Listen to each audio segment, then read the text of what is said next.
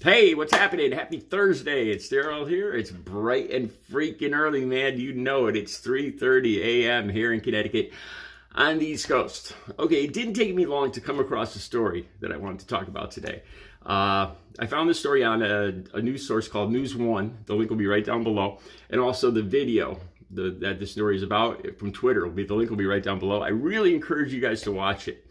It's about inequality, superiority, and caucasity. The caucasity of some people. Yes, the caucasity. I love this word, man. There's a part of this video that really makes me chuckle. It makes me feel good. The way this person handled the situation. Okay, what am I talking about? This story is about two people on a plane. One person is Desmond Howard. Okay, he was a football player in the NFL. You guys know I'm not big into sports, so I'm not familiar with this guy. He played in the NFL, and he might be a commentator too, well known. And he was on a plane, and it was before takeoff. This is Sunday, okay, and this is before the takeoff, and he was clearing his throat, and the passenger next to him was upset. The passenger next to him, who is Caucasian, and Desmond Howard is African American or black, so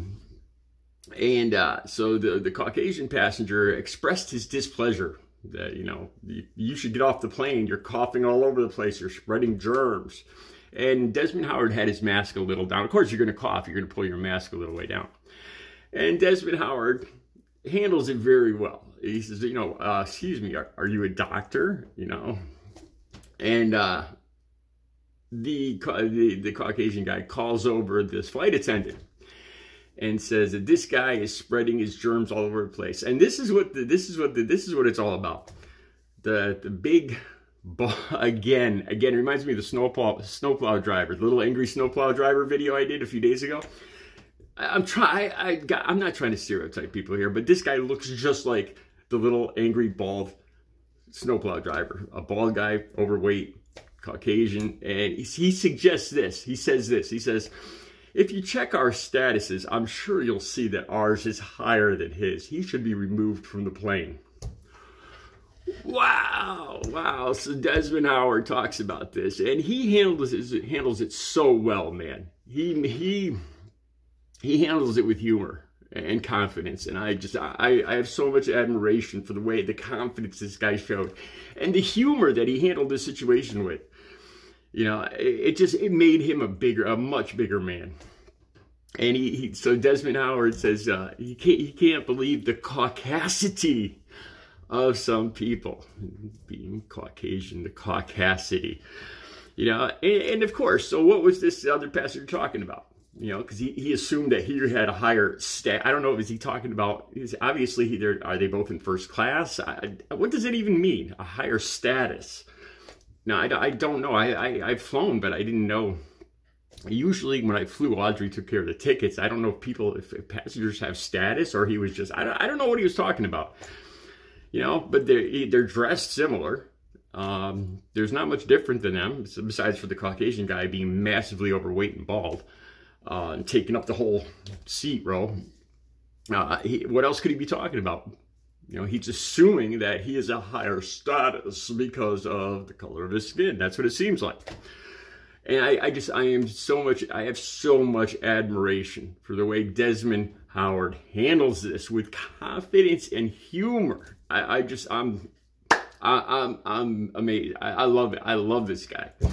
All right, so you guys know I usually tell my opinion, and I try to compare this to a story. Now, obviously, I'm not black. I'm part Native American and part French Canadian. But it's funny because there's a situation that just came up 2 days ago. This was Tuesday. I had a conversation on Facebook with people I went to school with, and my whole life I grew up in a small town, a very small town, 20,000, not even it was 7,000 people. And it was 99.7% Caucasian. Seriously, I'm not exaggerating. I'm not making a joke. It was 99.7% Caucasian. 7,000 person little town. And the people from this town said, how's things going? Because we heard you moved to the big city, you know, so I'm living in this city now, the city of Bristol, Connecticut. It's the home of ESPN. The studios and the headquarters of ESPN are here where I'm living in the city, Bristol, Connecticut.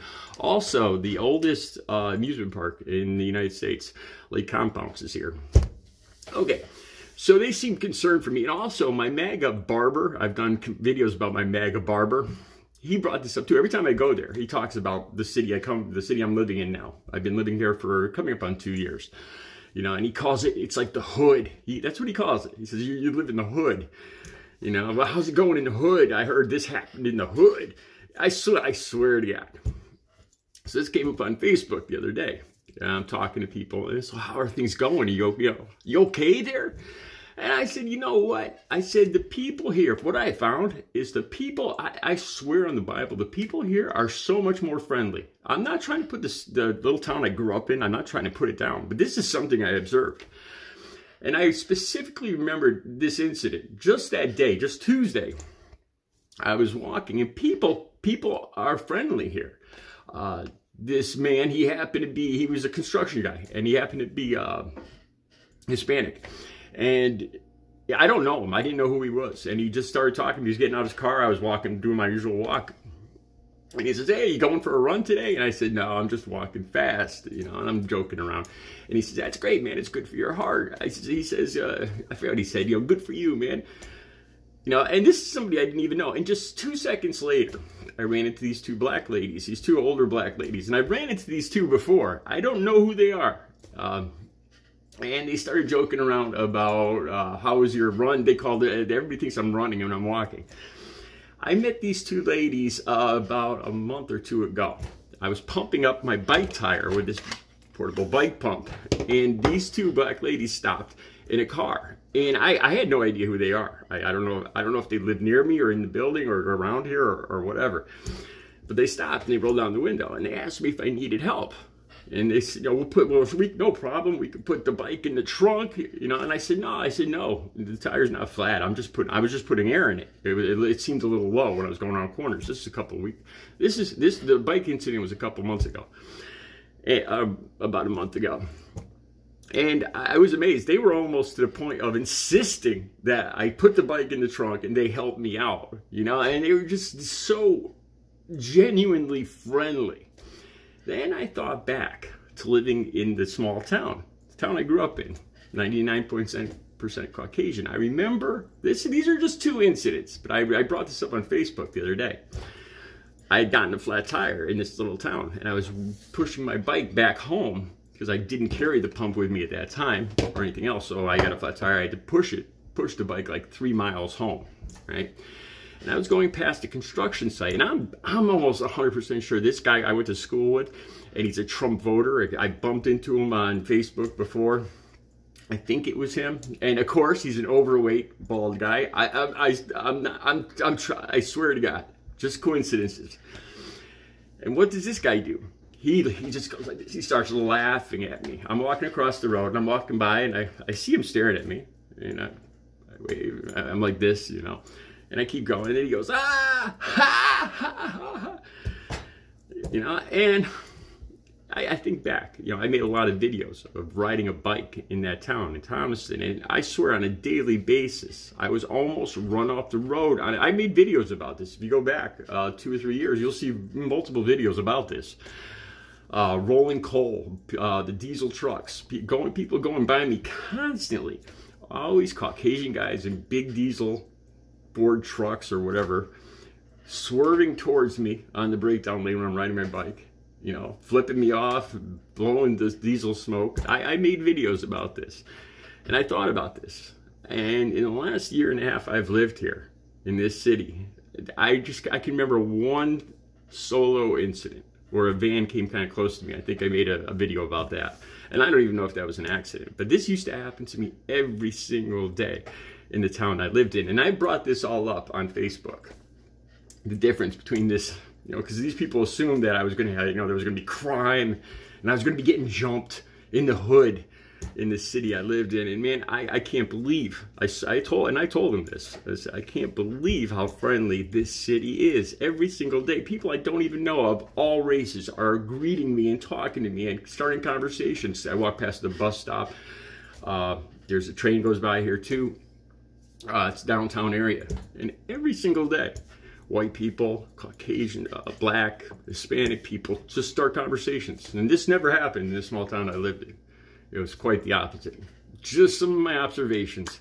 Anyway, check out the video with Desmond Howard. It's down below. You guys have a great Thursday.